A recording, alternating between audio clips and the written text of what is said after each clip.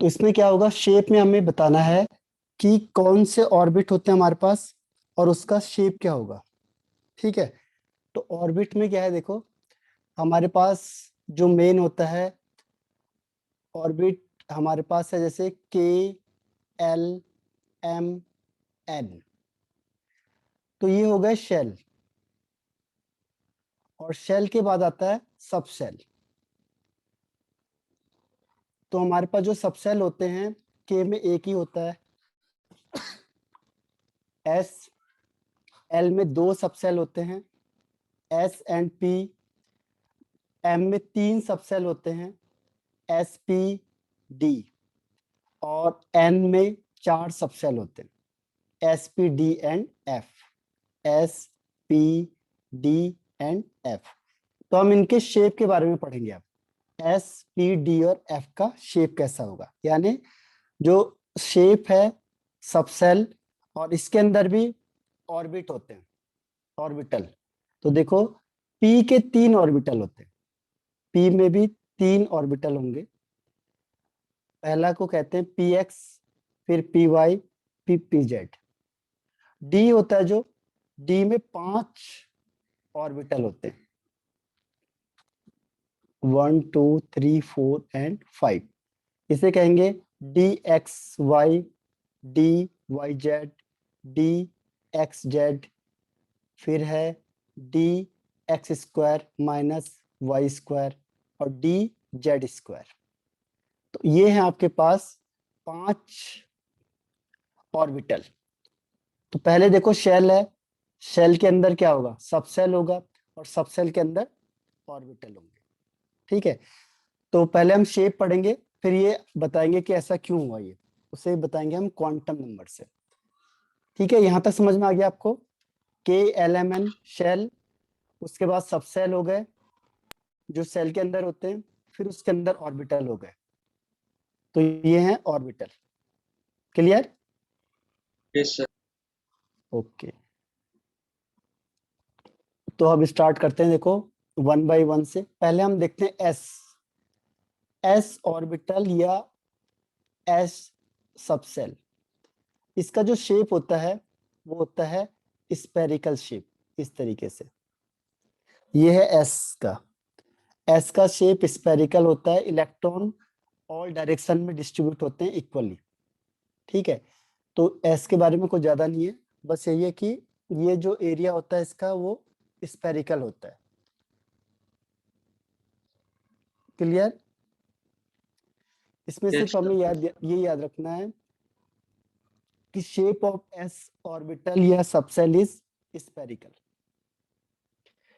इसके बाद आता है पी सबसेल। पी सबसेल का मतलब होता है, इसका जो शेप होता है वो होता है डम्बल शेप, डम्बल शेप। तो ये कैसे दिखेगा आपको, इस तरीके से। इसके तीन टाइप्स होते हैं, एक होता है पी एक्स, पी वाई और पी जेड। पी एक्स का मतलब कि जो ये लोब्स होते हैं इसे कहेंगे लोब्स, ये होते हैं लोब्स। और यहाँ पे इलेक्ट्रॉन होंगे, जो इलेक्ट्रॉन होंगे वो इस एरिया में फैले होंगे। ये जो एरिया है इसमें कहीं पे भी इलेक्ट्रॉन मिल सकता है। ठीक है, तो जो पी एक्स होता है उसमें जो लोब्स होते हैं वो सर एक एक्स बार एक्सिस। रिपीट कर दीजिए। ये पी का पूरा। यस सर, नेटवर्क इशू हो रहा है। ओके, देखो पी सबसेल, तो पी सबसेल में क्या होता है, पी सबसेल का मतलब ये हुआ कि इसका जो शेप होता है वो होता है डम्बल शेप, डम्बल शेप। तो डम्बल शेप किस तरीके से दिखाएंगे, इस तरीके से। ये हो गया डम्बल शेप। तो इसके तीन टाइप्स होते हैं, एक होता है पी एक्स, दूसरा होता है पी वाई, तीसरा होता है पी जेड। पी एक्स का मतलब होता है कि जो, देखो ये जो होते हैं इसे लोब्स कहते हैं हम, लोब्स। और इसी में इलेक्ट्रॉन होते हैं, यानी जो ये एरिया है रेड कलर का, यहाँ पे इलेक्ट्रॉन क्या होंगे, डिस्ट्रीब्यूटेड होंगे। इस एरिया में कहीं पे भी इलेक्ट्रॉन डिस्ट्रीब्यूट हो सकते हैं। ठीक है, तो इसे लोब्स कहते हैं हम, ये जो एरिया है इसे कहेंगे लोब। तो पी एक्स का मतलब ये हुआ कि जैसे आपने ये बनाया एक्स एक्सिस, ये बनाया वाई एक्सिस। जो लोब्स होते हैं इसके वो कहाँ होंगे, एक्स एक्सिस में होंगे। देखो ये जो ये लोब्स होंगे यानी इलेक्ट्रॉन किस डायरेक्शन में होंगे, एक्स एक्सिस में होंगे, उसे कहेंगे पी एक्स। अब जैसे मैंने कहा पी वाई का मतलब लोब्स कहाँ होंगे, अब जो ये लोब्स है वो किस डायरेक्शन में होंगे, पी वाई, तो ये वाई के लिए, अपर साइड होंगे सर। हाँ ये वाई के डायरेक्शन में होंगे दोनों। देखो ये वाई एक्सिस है, और जेड का क्या होगा, जो जेड एक्सिस है, ये देखो ये जेड एक्सिस है, तो आप इसे यस यहाँ सर। पे दिखाओगे। सो ये एक्स एंड वाई के मिड में होंगे। एक्स, हाँ एक्स वाई और जेड, ये तीनों एक दूसरे के परपेंडिकुलर होते हैं। आप किसी को कहीं भी रख सकते हो, बस नाम इंडिकेट करना पड़ेगा। ये वाई भी हो सकता है, ये जेड भी हो सकता है, बस नाम रखना आपने, क्योंकि ये तीनों एक दूसरे के परपेंडिकुलर होते हैं, तो आप कैसे भी रख सकते हो। लेकिन जनरली बुक में जब ऐसे रखते हैं तो हमें भी इसी तरीके से रखना पड़ेगा। ठीक है, तो पी एक्स मीन्स क्या होता है, लोब्स किधर होंगे, लोब्स लाई इन एक्स एक्सिस। जो लोब्स होते हैं वो अगर एक्स एक्सिस में होंगे, यानी इलेक्ट्रॉन एक्स एक्सिस में होंगे तो पी एक्स। अगर जो लोब्स हैं वो कहाँ होंगे, लोब्स अगर होंगे लाई इन वाई एक्सिस तो उसे कहते हैं पी वाई। और ऐसे पी जेड का मतलब क्या हो गया, जो लोब्स होते हैं वो लाई करेंगे कहाँ, इन जेड एक्सिस, तो उसे कहेंगे पी जेड। क्लियर है। Yes sir. तो ये हो गया पी सबसेल। अब आता है डी। जो डी सबसेल होता है इसका जो शेप होता है वो होता है डबल डंबल, डबल डंबल। तो डबल डंबल कैसे होगा, देखो ये एक ऐसे लगा होगा, दूसरा ये दो डंबल है ना, एक डंबल इधर को दूसरा इधर को, यानी डबल डंबल हो जाएगा।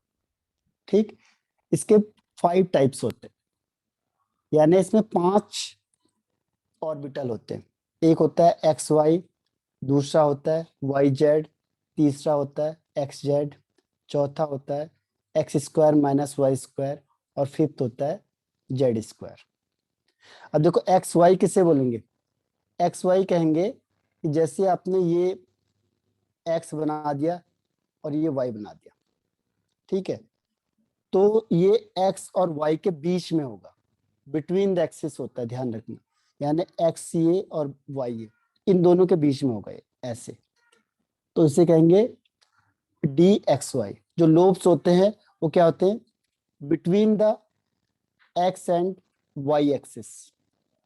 ठीक है, लोब्स कहाँ होंगे, lie between the X and Y axis, उसे कहेंगे एक्स वाई। ठीक है, डी एक्स वाई। समझ में आ रहा है ये। Yes sir. ऐसे ही ये इसका मतलब क्या हो जाएगा, ये बिटवीन चलेगा। अब इसे वाई जेड मान लो, क्योंकि आप किसी को कैसे भी मान सकते हो।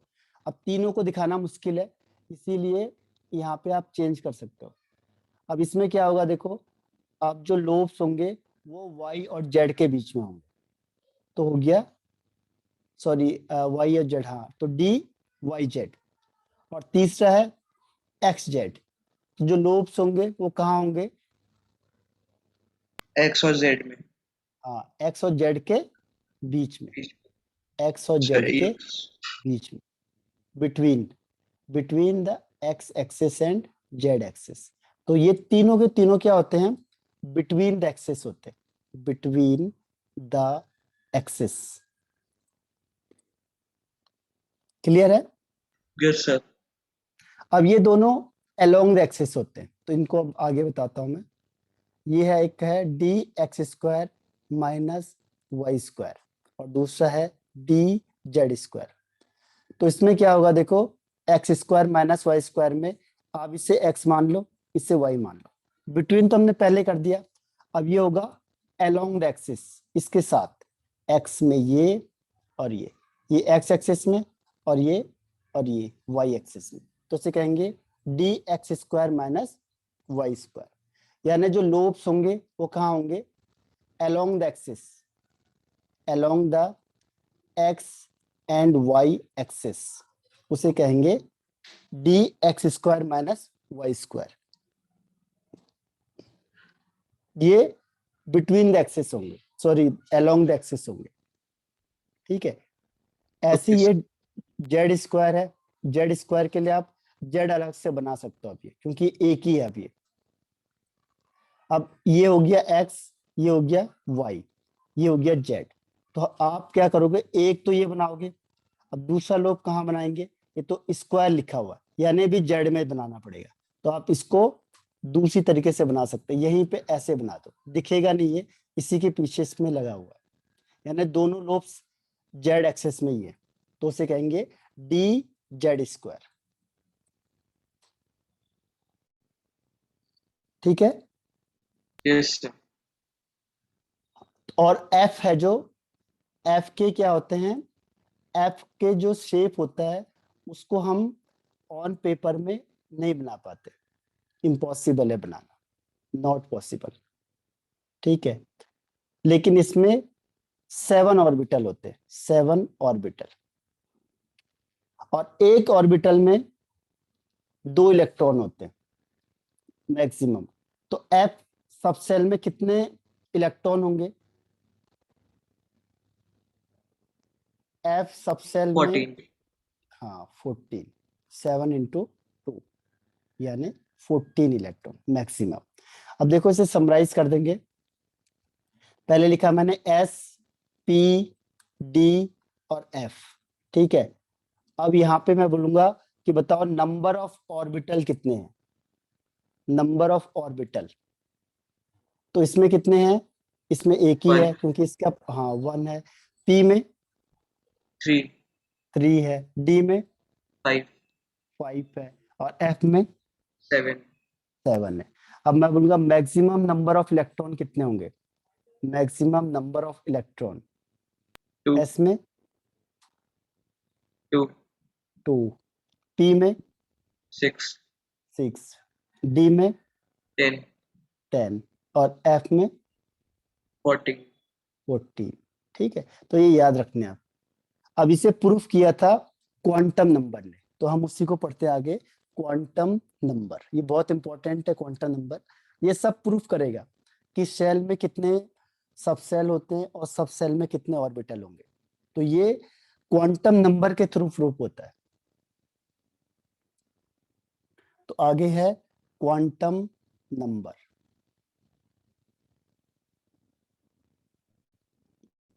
क्वांटम नंबर क्या होता है, देखो, a set of 4 number, a set of 4 number which gives complete information, which gives complete information about the electron, ठीक है, इलेक्ट्रॉन के बारे में पूरी इंफॉर्मेशन देगा।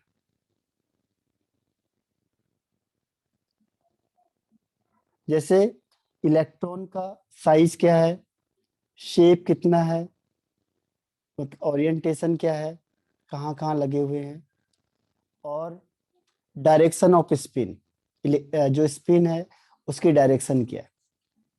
तो ये सारी की सारी इंफॉर्मेशन आपको कौन देता है, क्वांटम नंबर, ठीक है।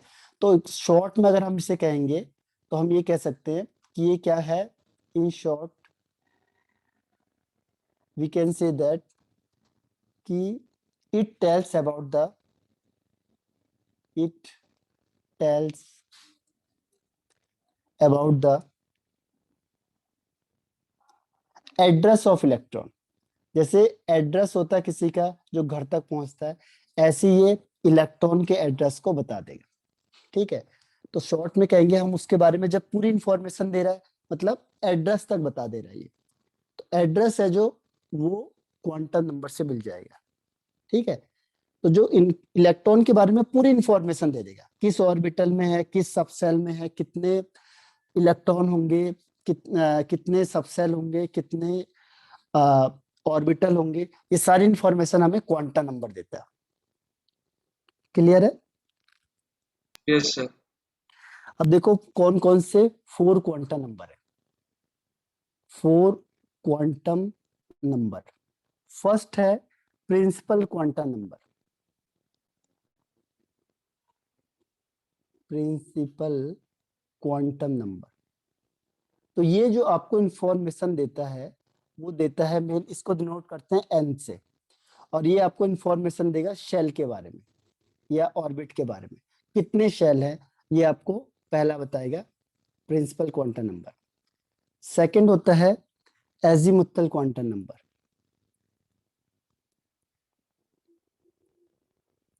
इसको डिनोट करते हैं स्मॉल एल से। ये आपको इंफॉर्मेशन देता है सब सेल की। देखो सेल है, सेल के अंदर क्या होंगे, सब सेल होंगे, तो ये बताएगा एक सेल में कितने सब सेल हैं। हर एक सेल में अलग अलग सब सेल होंगे, तो ये इसकी इंफॉर्मेशन देगा। तीसरा जो काम होता है वो होता है मैग्नेटिक क्वांटम नंबर।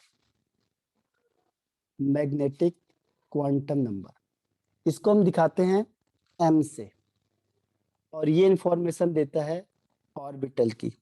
ठीक है, ऑर्बिटल। ध्यान रखना दोनों में डिफरेंस है। शेल को हम कहते हैं ऑर्बिट और ये है ऑर्बिटल, तो इसमें कंफ्यूज नहीं हो जाना, क्योंकि ऑर्बिट अलग है, ऑर्बिटल अलग है। ऑर्बिट मतलब शेल जो बड़ा है, ऑर्बिटल छोटा है। उसके बाद आता है fourth spin quantum number. Spin quantum number, इसको दिखाते हैं एस से। तो ये होता है आपका, किसके बारे में बताएगा ये आपको, direction off spin off electron, कि जो इलेक्ट्रॉन है वो किस डायरेक्शन में स्पिन कर रहा है। तो ये 4 है और चारों आपको इंफॉर्मेशन देते हैं। हर एक क्वांटम नंबर आपको अलग अलग इंफॉर्मेशन देगा। क्लियर है? Yes sir. अब 1 बाय 1 पढ़ते हैं, क्योंकि बहुत इंपॉर्टेंट है ये आपके, ये इंपॉर्टेंट है काफी। ठीक, okay sir.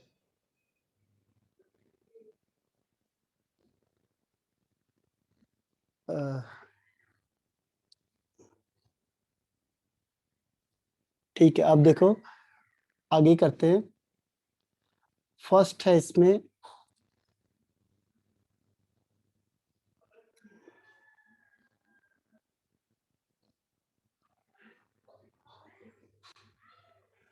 Principal quantum number. First is principal quantum number.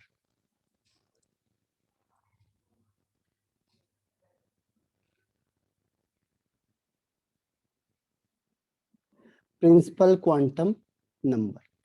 Principal quantum number आपको किसकी इंफॉर्मेशन देगा? देखो फर्स्ट है given by Bohr. This number या law is given by bore.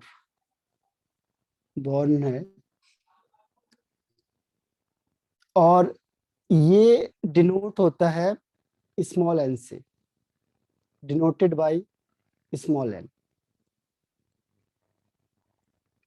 ठीक है, और इसकी जो वैल्यूज होती है, जो वैल्यूज है वो लाई करती है, value of N lie between, lie between, zero नहीं होता है, 1 से होगा, 1 से लेके 1 2 3 4 5 यानी होल नंबर में आ जाएंगे।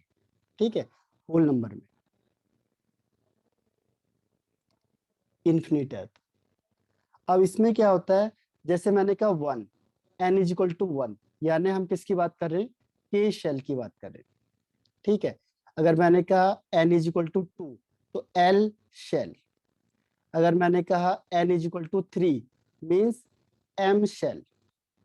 और अगर मैंने कहा n इज इक्वल टू 4 तो मीन्स n शेल। ठीक है, तो के एल एम एन, यानी क्या हो जाएगा, n इज इक्वल टू 1 होगा तो k shell, n is equal to 2 होगा तो l shell, n is equal to 3 होगा तो m शेल, और n इज इक्वल टू 4 होगा तो n शेल। ऐसे आगे बढ़ते जाएंगे। अगर मैंने कहा n इज इक्वल टू 5 है, n के बाद o शेल, फिर p शेल, 6 हो जाएगा तो p शेल। इस तरीके से बढ़ते जाएंगे।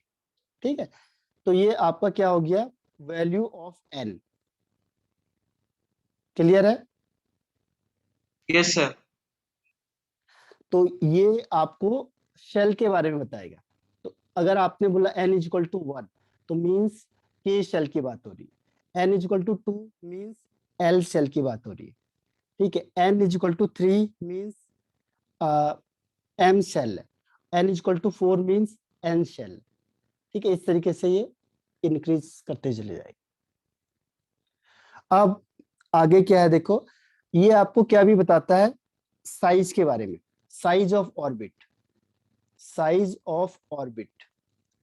ऑर्बिट का साइज पता कैसे चलेगा, इसके लिए मैंने आपको एक फॉर्मूला बताया था, r is equal to 0.529 n square upon Z angstrom. तो यहाँ पे जो n होता है ये क्या है, नंबर ऑफ ऑर्बिट, ये कौन सा ऑर्बिट है, और z is equal to atomic number, atomic number, atomic number कौन सा है, और n है नंबर ऑफ ऑर्बिट, ठीक। तो जैसे आपको कोई भी ये मैंने बोर्ड से भी बताया था आपको, वहीं से आता है ये, ठीक है, बोर्ड का ही है ये कॉन्सेप्ट। तो उसमें क्या है कि आपको ये बता देंगे कौन सा ऑर्बिट है ये, n इज इक्वल टू 1 यानी फर्स्ट ऑर्बिट है, z मतलब एटॉमिक नंबर, जैसे मैंने कहा हाइड्रोजन है और उसके 5th ऑर्बिट का साइज बताओ, साइज मतलब रेडियस बताओ, इसका साइज क्या होगा। तो हमने क्या करना है कि z इज इक्वल टू 1 हो जाएगा हाइड्रोजन के लिए, n इज इक्वल टू 5 हो जाएगा। अब इसको यहाँ रख दो तो क्या आ जाएगा फॉर्मूले में 0.529 इंटू 5 का स्क्वायर अपॉन 1, ठीक है। इसको मल्टीप्लाई करके आंसर आ जाएगा एंगस्ट्रम में। तो इससे साइज बता सकते हैं हम। क्लियर है। Yes, sir. अब नेक्स्ट वन है इसमें, साइज के बाद है आपका एनर्जी का। आपको मैंने एनर्जी का फॉर्मूला बताया था, एनर्जी ऑफ शेल, इसके लिए बोर्ड्स मॉडल में जो फॉर्मूला था वही है, एनर्जी ऑफ शेल, ठीक है। एनर्जी का फॉर्मूला क्या होगा, E is equal to minus 13.6 Z square upon N square electron volt per atom, Okay, sir.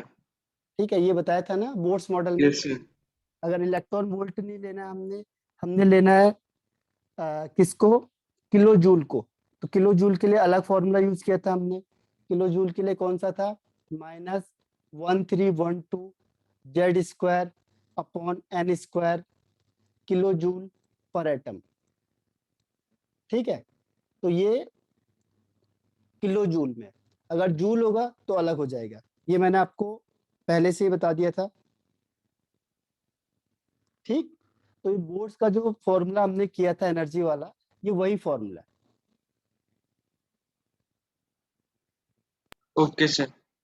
अब इसके बाद आता है वेलोसिटी का, 5th वन इज वेलोसिटी, ये भी बोर्ड्स वाला ही फॉर्मूला है। वेलोसिटी, वेलोसिटी ऑफ इलेक्ट्रॉन, इसके लिए भी फॉर्मूला आपको लिखा था, फाइनल वाला फॉर्मूला याद रखना बस आपने, v is equal to 2.18 into 10 की power 6 Z upon n metre per second, ठीक है। तो ये है आपका क्या, वेलोसिटी ऑफ इलेक्ट्रॉन। क्लियर। तो अगर Yes, आपको sir. वेलोसिटी ऑफ इलेक्ट्रॉन निकालना है तो आप इस मेथड से निकाल सकते हो इसे। इसके बाद है 6th one is angular momentum, angular momentum, angular momentum भी बोर्स वाले से ही, यानी पूरा का पूरा बोर्स मॉडल ही है, ठीक है। एंगुलर मोमेंटम ऑफ इलेक्ट्रॉन, इसके लिए क्या फॉर्मूला था, mvr is equal to n h upon 2 पाई।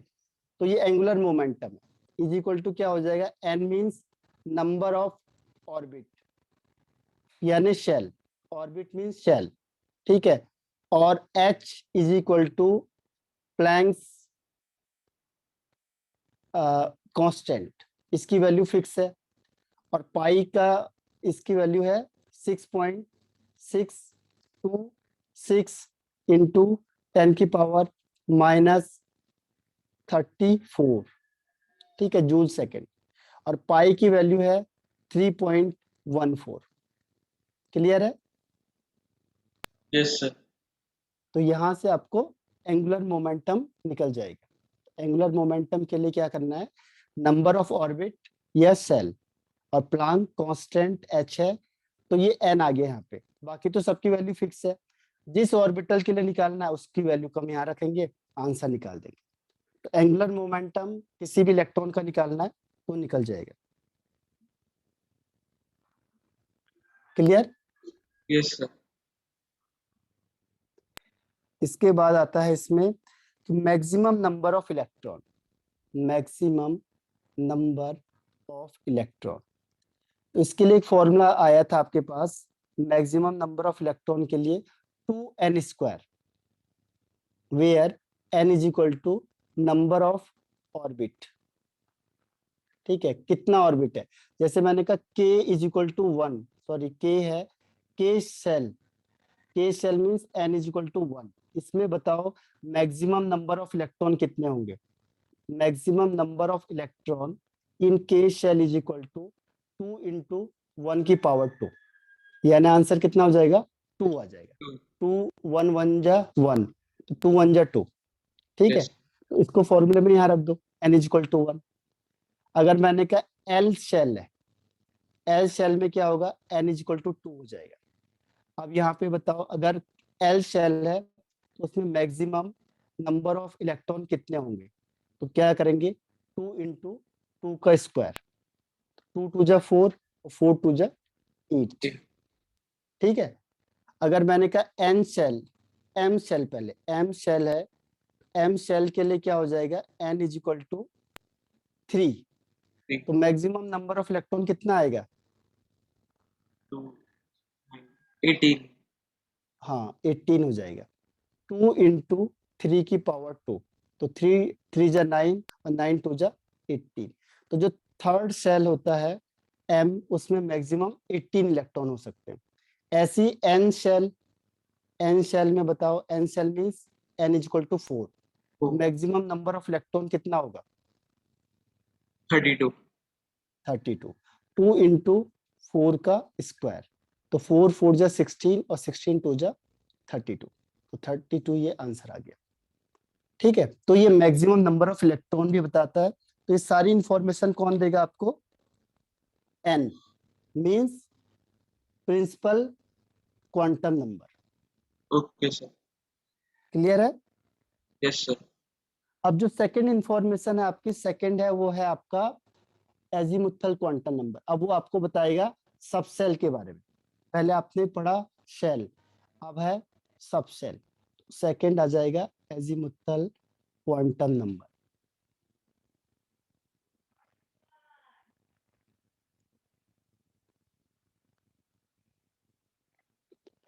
इसमें क्या है देखो, इसमें क्या होगा कि जो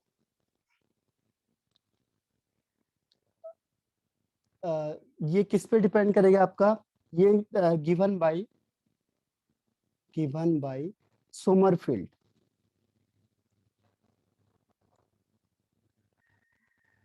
पहली चीज। दूसरी चीज है, इसे कहते हैं angular quantum number. It is also called angular quantum number, angular quantum number. और एक और नाम है इसका secondary quantum number, secondary quantum number. ठीक है, और एक और नाम है इसका सब्सिडरी क्वांटम नंबर। तो मेन इसको इसी से बताते हैं, ये और नाम है मतलब इसके अलावा।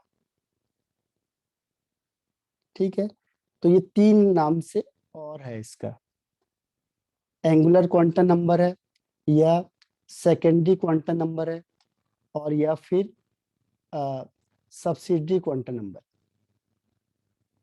Clear? Yes sir.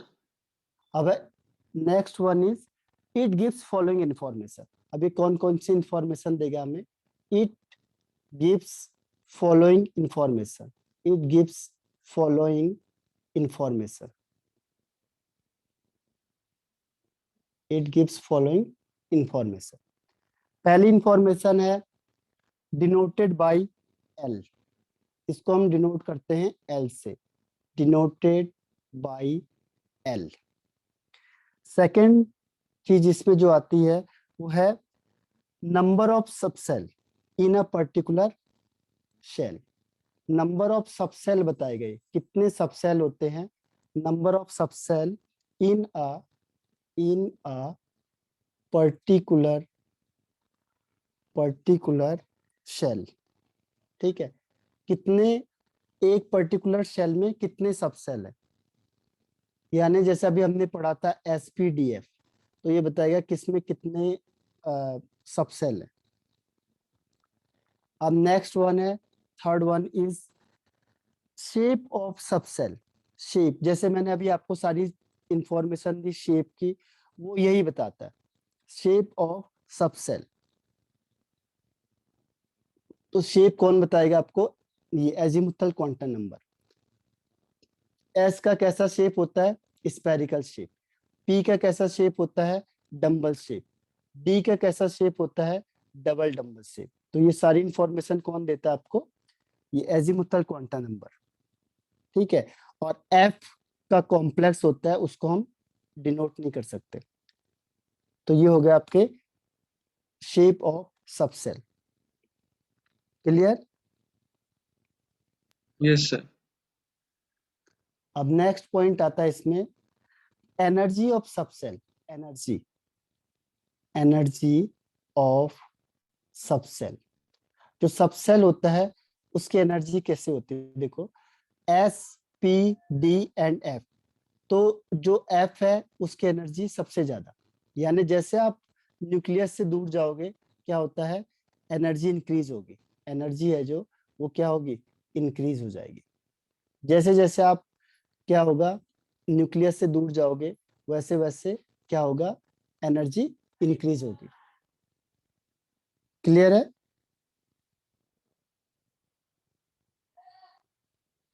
Yes, sir. ठीक है, अब नेक्स्ट वन देखो। अब आते हैं हम orbital angular momentum. Orbital angular momentum, orbital angular momentum. ठीक है, तो इसमें क्या होगा देखो, इसमें है आपका L ब्रैकेट L+1 ब्रैकेट में। तो ये हो गया आपका क्या? ऑर्बिटल एंगुलर मोमेंटम, जैसे हमने पहले किया था MVR। एंगुलर मोमेंटम का क्या फॉर्मूला होगा? L × L+1 ब्रैकेट के अंदर। ठीक है, तो ये हो गया आपका ऑर्बिटल एंगुलर मोमेंटम। ठीक, और इसको मल्टीप्लाई कर देना है h/2π से। लेकिन कई बार बुक में क्या होता है, ऐसा नहीं लिखा होगा, तो उसको चेंज कर सकते हैं। देखो यहाँ पे थोड़ा सा एक चेंज हो जाता है, L × L+1, और यहाँ लिखेंगे H, ये हैश, जो H हैश होता है इज इक्वल टू होता है h/2π। ये ध्यान रखना, तो कई बार बुक में ऐसा लिखा होगा तो ये नहीं लिखा होगा, ये लिखा होगा तो ये नहीं किया होगा। ठीक है, तो दोनों कंडीशन हो सकती है। तो ये है ऑर्बिटल एंगुलर मोमेंटम का फॉर्मूला क्या होगा? √L × L+1। I+1. ठीक है, Yes, sir. अब नेक्स्ट देखो, अब आता है इसमें वैल्यू ऑफ एल। 7 पॉइंट है value of L, value of L. जो एल की वैल्यू होती है वो डिपेंड करती है वैल्यू ऑफ, डिपेंड करती है वैल्यू ऑफ एन पे। ठीक है, जो एल की वैल्यू है वो एन पे डिपेंड करती है। तो l is equal to generally होता है 0 to n-1, 0 to n-1, हटा देता हूँ, n-1। ठीक है, 0 to n-1। अब हम स्टार्ट करते हैं हर एक के लिए। ठीक है, ये याद रखना है कि L is equal to total 0 to n-1। अब देखो वन बाय वन हम करते हैं। अगर मैंने कहा कि के शेल के लिए बताओ कितने सब सेल है, तो हम क्या करेंगे, के शेल का मतलब n इक्वल टू 1 हो गया। एल की वैल्यू क्या होती है, 0 to n-1। n तो 1 है, तो 1 - 1 कितना हो जाएगा, 0, यानी 0 to 1 - 1 0, यानी कि एल की वैल्यू 0 आ गई। इसकी एक ही वैल्यू आई है, 1 वैल्यू। मींस जो के शेल है उसमें एक ही सबसेल होगा। ठीक है, 1 वैल्यू मींस के शेल कंटेन, के शेल कंटेन ओनली 1 सबसेल, और उसका नाम है एस, दैट इज एस, क्योंकि सबसे पहले कौन है, एस आता है, एस सबसेल। तो के में केवल एक ही सबसेल होगा बस। ठीक है, के में ज्यादा नहीं होंगे, एक ही सबसेल होगा। क्लियर? Yes sir. अब सेकंड देखो इसमें क्या होता है। अगर हमने कहा एल शेल, एल शेल में क्या होता है, एन इज इक्वल टू 2 हो जाएगा।